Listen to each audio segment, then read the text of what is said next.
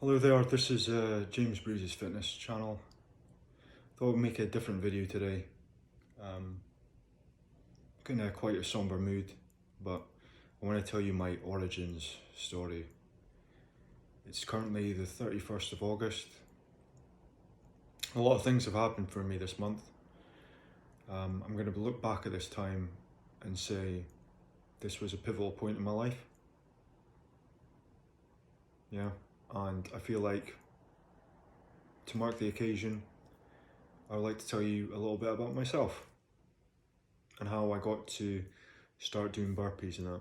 But a big point in my origin story, especially with my fitness, happened when I was 21. When I was 21,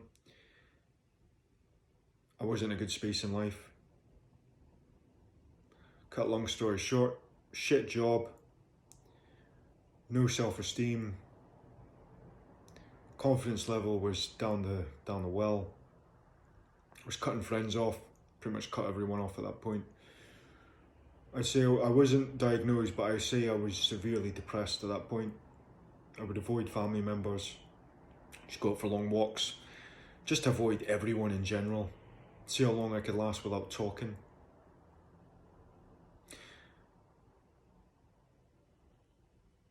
And that was where I was at in life. I thought I was not good at anything, so I decided to start configuring what I ate. I didn't like what I looked like in the mirror. I didn't like at the time who I was. I feel like I was ashamed of who I was looking back, and I started mismanaging my food levels. I went down from, in a short space of time, a couple of months, I went down from, it was a high 12 stone mark to, in a small matter of a couple of months, down to 6 stone on the dot. I remember that was the last time I weighed myself before I got admitted into hospital. But I think it was a space of 4 months. I went down a good 6+ stone, half my body weight, and I was severely anorexic at the time. I did end up being diagnosed as having anorexia nervosa, and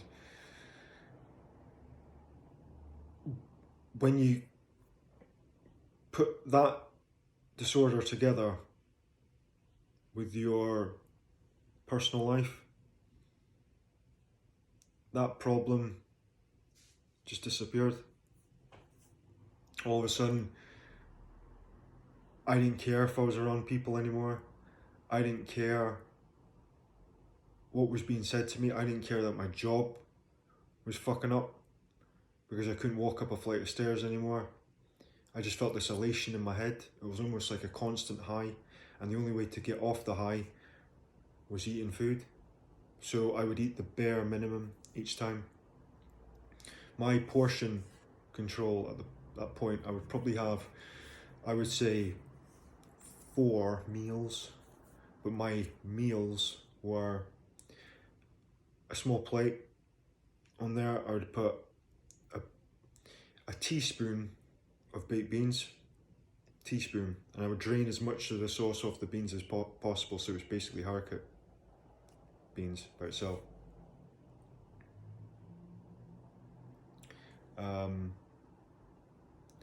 Then I would have a thin slice of red onion, the thinnest you could put, and have, out of a broccoli head, I'll have the smallest floret from that broccoli head. Too tiny, probably about that size. You put all 3 of them on a plate.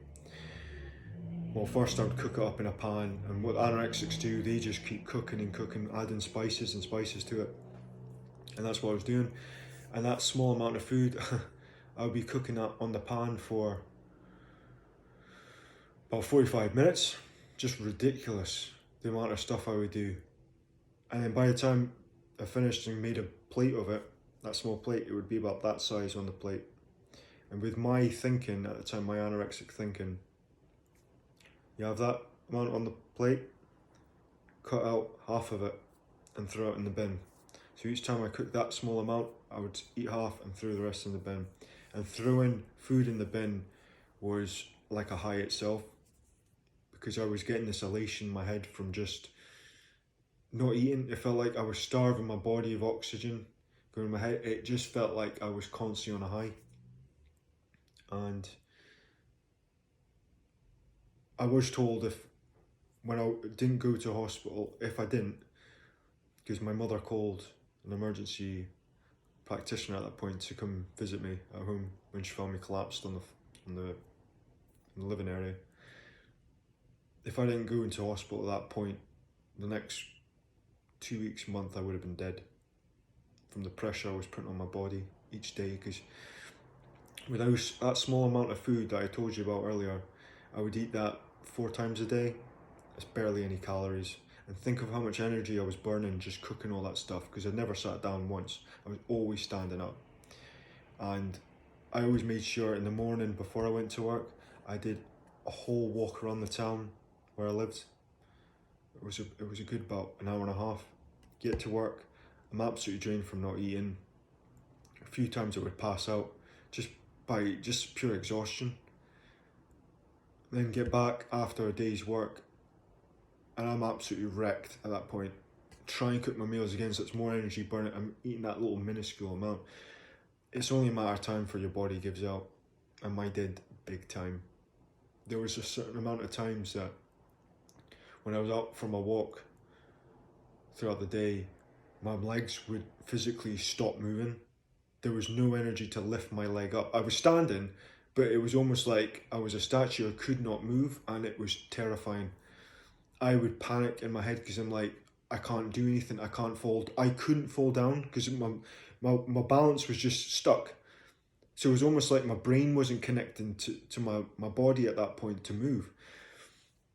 But by the time I would muster that small amount of energy to take a couple of baby steps to find the closest seat, I would sit down on it, no matter what it was, and I would lay there for, it would feel like a good half an hour, and the sweat would just start pouring out of me. Just pouring as if I've ran a marathon, and I would just go in a coma and wake up like half an hour later, and I would just be drenched in sweat. My whole body would be drenched in sweat. Clothes absolutely sweated through. And that was my life when I was 21. August 10th was my anniversary for being admitted to hospital. And then August 11th was when I got put into hospital. So it's a massive part of my life, but looking back from now, it's been 13 years. And that person who I was at the time, and I had a lengthy recovery. I had to go from one hospital to the next one. And being in a psychiatric hospital is not fun, especially when you're the only guy in there with some kind of eating disorder. Especially at that time, I don't think it was well sought after, and men weren't seen to have eating disorders, so I was looked a lot of time with a lot of curiosity from people, looking back, but it is what it is. That James had to die. He had to die to get where I'm at right now.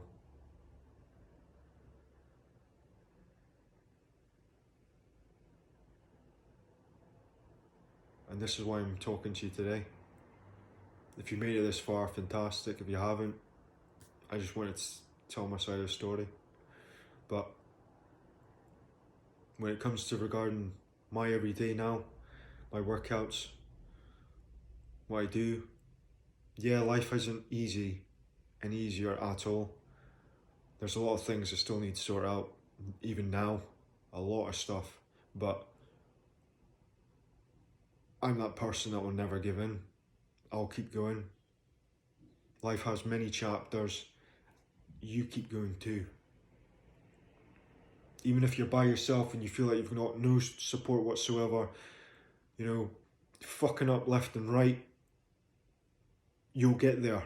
Look, right, I've made every mistake in the book, and I'm still here. still grind away, and I'm gonna get it eventually. But with my videos, it's a side hustle. I love doing them, and I will continue to do them. But I wanted to commemorate this month, August 31st, 2023, saying that on the 10th of August, I was told I was going to be admitted to hospital, and the 11th of August, that was my anniversary date. 13 years. It's been a long time, but it's the first time I've been properly talking on camera about this. I wanted to just send this out to you and show you that people can overcome things. Do not give up on yourself.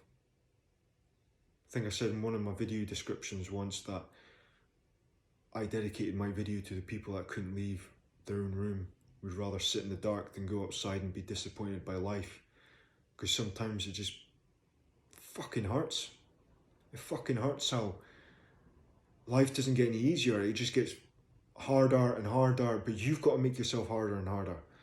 You've got to callous your mind. You've got to callous your body. Make sure that you keep the right steps. Basics, do the basics well. Get your food in, your nutrition. Take your multivitamins. You know, you mindfulness. Go out for a walk. Go out with your dog for a walk. You know, keep up relations with your family. You know, say I love you to someone you actually do love. Mean it. You know, be loyal. Be there for yourself. And a lot of time the past year, I haven't been that person. I've taken a lot of things for granted, and I did that to myself. I put those mirrors there, and I've got to rectify that. But yeah, I'm gonna get there. Maybe I'll do a part 2 to the story, but this is one part of my origin story I want you to know.